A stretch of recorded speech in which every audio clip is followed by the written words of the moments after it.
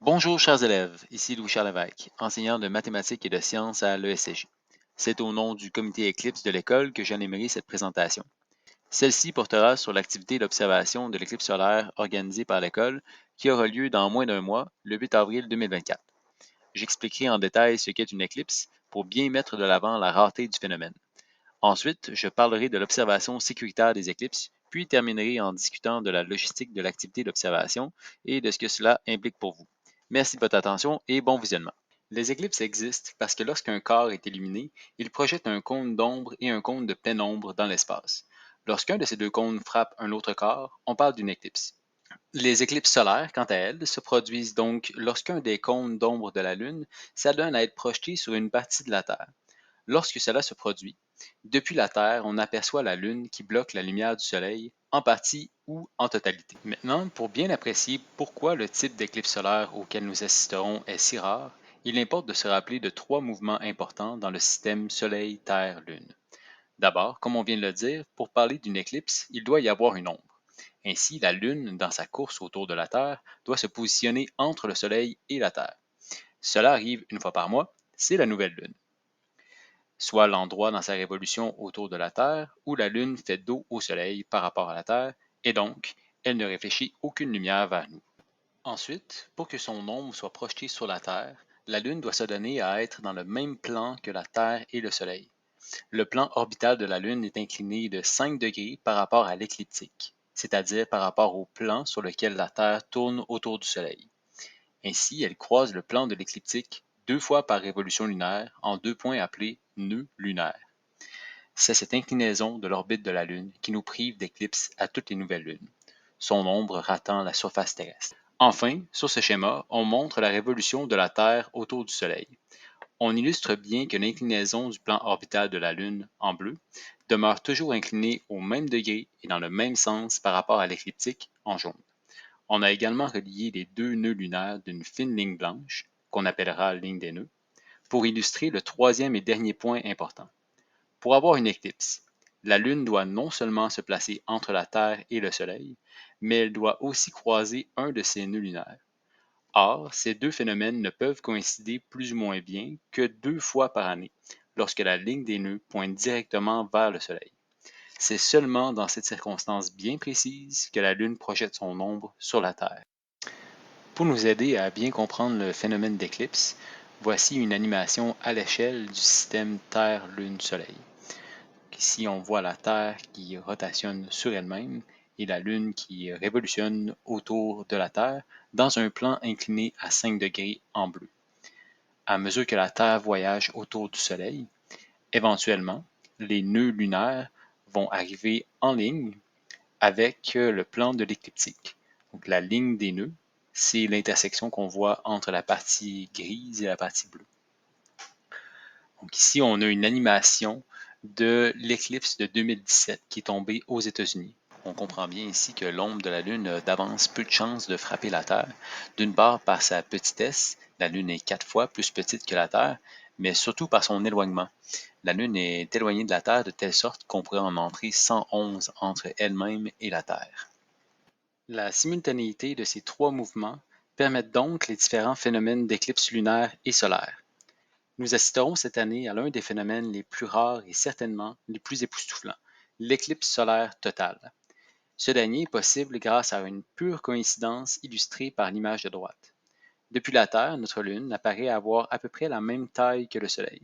Cela s'explique par le fait que la Lune, bien que 400 fois plus petite que le Soleil, est située 400 fois plus proche de la Terre que lui. L'image de gauche nous montre les trois types d'éclipses possibles. Les partielles sont créées par la pénombre de la Lune. En bref, l'alignement Soleil-Lune-Terre est imparfait et la Lune ne bloque que partiellement le Soleil, de sorte qu'on en aperçoit un croissant. Dans l'éclipse annulaire, l'alignement est parfait, mais, pas de chance, comme la taille apparente de la Lune varie en fonction de son orbite non circulaire, la Lune, trop éloignée de la Terre, apparaît trop petite pour bloquer entièrement le Soleil. Dans une éclipse solaire totale, l'alignement est non seulement parfait, mais la Lune s'adonne à être assez près de la Terre pour bloquer entièrement les rayons lumineux du Soleil. Seuls les rayons des couches extérieures de l'atmosphère du Soleil peuvent être observés et ceci sans lunettes pendant la période dite de totalité. La chromosphère et la couronne, les couches extérieures de l'atmosphère du Soleil, sont généralement indiscernables car elles sont beaucoup moins brillantes que les couches inférieures du Soleil. À notre connaissance, les éclipses solaires totales sont uniques à notre planète et sont éphémères. En effet, comme la Lune s'éloigne de la Terre de quelques centimètres à chaque année, dans 600 millions d'années environ, on assistera à la dernière éclipse solaire. Les suivantes ne seront qu'annulaires ou partielles. Cette image illustre les trajectoires qu'a parcourues et parcourra l'ombre de la Lune sur la Terre lors des éclipses solaires totales de 2010 à 2060. C'est la nature cyclique des phénomènes célestes qui permettent aux astronomes de les prédire avec précision. On y voit qu'à tous les 18 mois environ, une éclipse solaire totale est visible à quelque part sur la Terre, le long d'une bande de 15 000 km en moyenne, appelée trajectoire de totalité. Ça ne semble pas si rare quand on le visualise ainsi, mais rappelons-nous que le monde est grand. Aussi, la majorité des trajectoires de totalité sont marines et surtout très étroites. Pour assister au spectacle de l'éclipse solaire totale, une personne doit être sur la zone de totalité au moment précis où l'ombre de la Lune traverse cette zone, moment qui ne dure en moyenne que quelques minutes. Or, la chance est avec nous, car le 8 avril 2024 aura lieu la grande éclipse nord-américaine et Saint-Hyacinthe est dans la trajectoire de totalité. La zone foncée sur cette carte représente la trajectoire de totalité. La zone assombrie représente la zone de partialité, c'est-à-dire où l'on verra la Lune cacher seulement en partie le Soleil. La dernière éclipse totale visible au Québec était le 10 juillet 1972. Bien qu'une éclipse partielle était visible de Saint-Hyacinthe, la trajectoire de totalité passait par la péninsule gaspésienne et l'île du Prince-Édouard. La prochaine éclipse solaire totale à passer au Québec ne sera qu'en 2106. Ainsi, celle de cette année est à ne pas manquer. Dans le cas de l'éclipse solaire totale d'avril 2024, l'ombre de la Lune arrivera sur nous à Saint-Hyacinthe en suivant une direction ouest-sud-ouest vers est-nord-est. Les simulations suivantes démontrent bien la chance que nous avons d'être dans la trajectoire de totalité et le spectacle auquel nous aurons droit. Commençons par la simulation de l'éclipse vue de Sorel. Ratant la zone de totalité de peu, les Sorellois ne verront qu'une éclipse solaire partielle. Le Soleil est si brillant que même lorsqu'il est caché à 99%, les impacts sur l'environnement local s'apparenteront davantage au passage soudain d'un gros nuage. En tant que tel, le Soleil est caché à 99%, donc si on enlève son éblouissement, son glare dans la simulation, on voit bien que le Soleil, il est pratiquement complètement caché, vu de Sorel. C'est à cause de cette toute petite partie qui n'est pas cachée du Soleil qu'on a ce type d'éblouissement-là, même à 99% d'obscurcissement. Donc, les Sorellois devront conserver leurs lunettes d'observation même au moment de la totalité à Saint-Hyacinthe pour observer le Soleil qui est pratiquement caché derrière la Lune. D'ailleurs, quand on étudie la carte du passage de l'ombre de la Lune et on voit également cette ombre passer dans l'écran, on voit bien que l'ombre traversant la carte manque Sorel de peu. Cette atténuation des effets de l'éclipse s'accentue à mesure qu'on s'éloigne de la trajectoire de totalité, de telle sorte que les habitants de Port-Cartier, par exemple, où le Soleil sera caché à 90% au moment de la totalité à Saint-Hyacinthe, pourraient ne même pas avoir connaissance de l'éclipse, considérant que 10% du Soleil restant, c'est assez d'éblouissement pour donner l'impression d'un passage d'un simple nuage. Alors quand on enlève l'éblouissement, le glare, on voit bien ici que le Soleil est vraiment très caché. Il est caché à 90%. Mais il est tellement éblouissant que, vu comme ça, sans lunettes, on pourrait ne pas se rendre compte qu'il y a une éclipse solaire. À Saint-Hyacinthe, dans la zone de totalité, ce sera bien différent comme spectacle. À mesure que la Lune obscurcira le Soleil, nous aurons nous aussi droit à une éclipse solaire partielle. Comme on peut observer ici, en enlevant l'éblouissement du Soleil, on pourra observer avec nos lunettes spéciales l'obscurcissement du Soleil par la Lune à mesure qu'elle se positionne parfaitement devant lui. Puis, nous sentirons le vent changer de direction. L'ombre de la Lune s'approchera de nous depuis l'ouest comme un ouragan noir voyageant à plus de 1000 km/h. Et, au moment où la température et la luminosité chuteront, les oiseaux se tairont, et enfin, le soleil disparaîtra derrière la Lune à précisément 15h27 et 21 secondes. Pour 108 secondes, nous nous tiendrons dans l'ombre de la Lune. Pendant cette courte période, nous pourrons enlever nos lunettes. Si le ciel est dégagé, il sera possible de voir les étoiles en plein jour et surtout d'observer le rayonnement de la couche extérieure du Soleil, si caractéristique aux éclipses solaires totales. Il s'agit du cercle de feu autour de la Lune. Scientifiques comme amateurs voyagent partout à travers le monde pour profiter de cette rare occasion. À 15h29 et 9 secondes, nous remettrons nos lunettes. La révolution de la Lune nous aura fait passer de l'ombre à la pénombre, et nous verrons donc à nouveau une éclipse partielle se dessiner. Voici une vidéo de ce à quoi la scène d'observation ressemblera.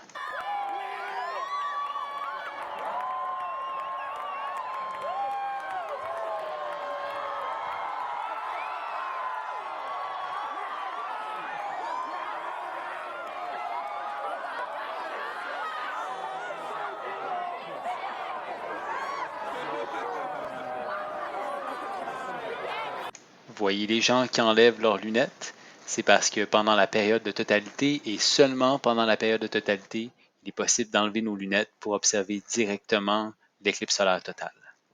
Et quelques minutes plus tard, le soleil revenait et les gens remettaient leurs lunettes.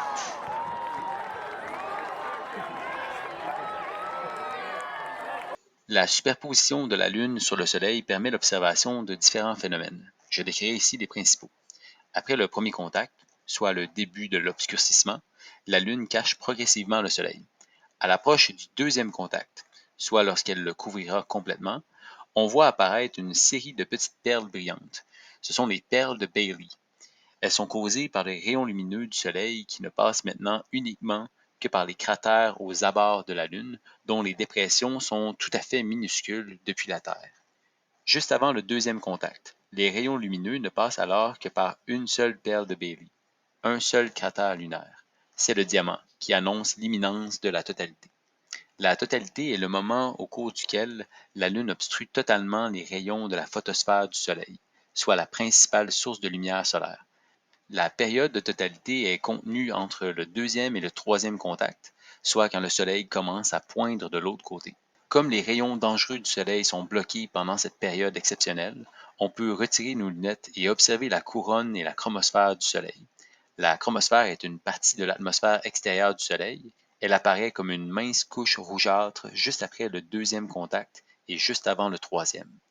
Pendant toute la durée de la totalité, on peut observer la couronne et des protubérances solaires. La couronne, c'est l'atmosphère supérieure du Soleil, une lueur nacrée et dansante autour du Soleil éclipsé, suivant les fluctuations de son champ magnétique. Les protubérances, quant à elles, sont des éjections de plasma, apparaissant généralement comme un arc ou un filament de couleur rouge flottant dans la partie intérieure de la couronne. Avant le début du troisième contact, les observateurs devront remettre leurs lunettes et pourront observer ces mêmes phénomènes se succédant dans l'ordre inverse et de l'autre côté du Soleil. On a ici ce à quoi ça ressemblera, donc sans jumelles ni télescope, seulement à la vue.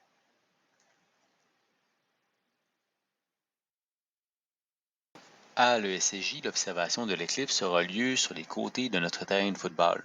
La cinquième période du 8 avril y sera entièrement dédiée. Tous y assisteront, élèves comme membres du personnel. Espérons pour un temps dégagé, car il n'est pas impossible que le couvert nuageux brouille un peu le spectacle. Vous avez ici à gauche une vision de ce à quoi ressemblait la position du Soleil exactement un an avant l'événement. Elle devrait être à peu près la même pour le 8 avril 2024.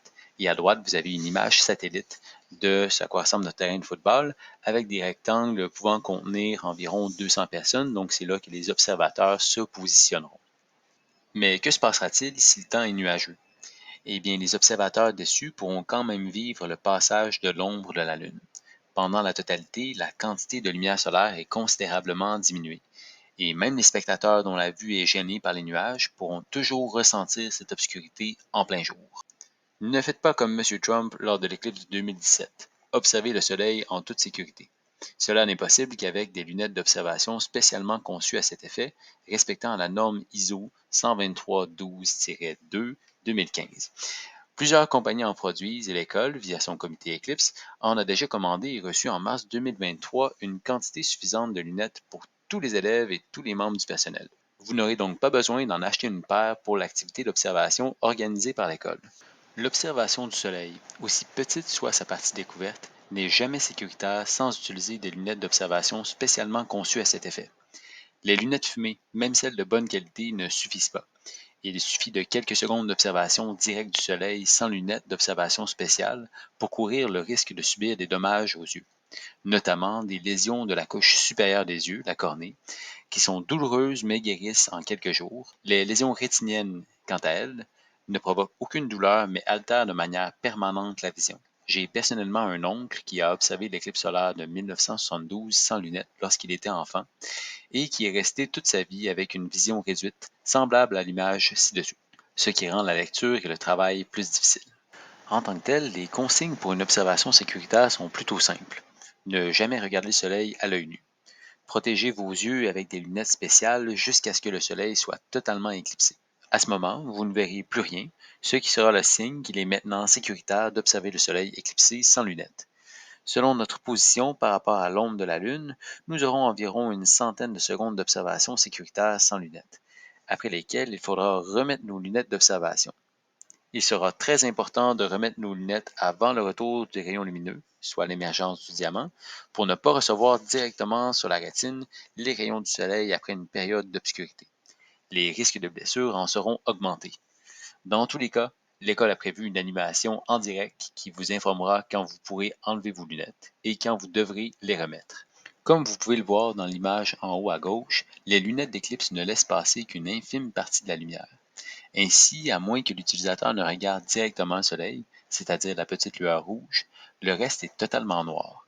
C'est pourquoi il sera important que vous portez vos lunettes uniquement une fois arrivé sur le site d'observation. Pas à l'école, ni en sortant de l'école. Ce serait l'équivalent de se déplacer les yeux fermés.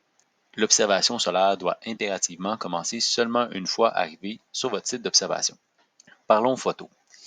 Il est déconseillé aux amateurs de tenter de capturer des images des éclipses, quelle qu'en soit la phase. La petite lueur rouge que vous verrez avant la phase de totalité n'est de toute façon pas comparable aux photos et vidéos capturées par des professionnels qui sont facilement accessibles gratuitement en ligne.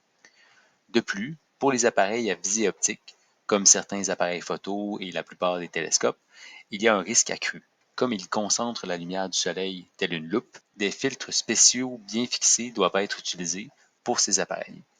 Les lunettes d'observation solaire ne seront pas assez obscurcissantes pour les rayons concentrés qui brûleraient littéralement vos yeux. En ce qui concerne la capture d'une image de l'éclipse avec un cellulaire, l'utilisation sans filtre risque d'endommager la caméra, en particulier lors du changement soudain de luminosité lors de la réapparition du soleil.